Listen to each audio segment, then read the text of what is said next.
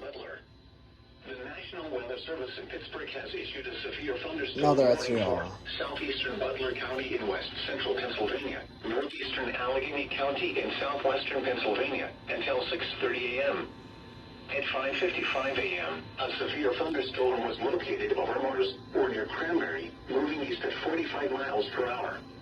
Hazard, 60 miles per hour wind gusts. Source, radar indicated.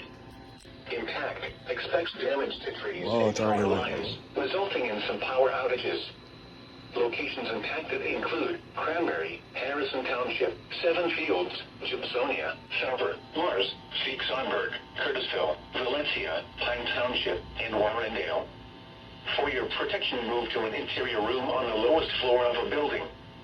Please report severe weather by calling 412-262-1988, posting to the National Weather Service Pittsburgh Facebook page, or using Twitter at NWS Pittsburgh.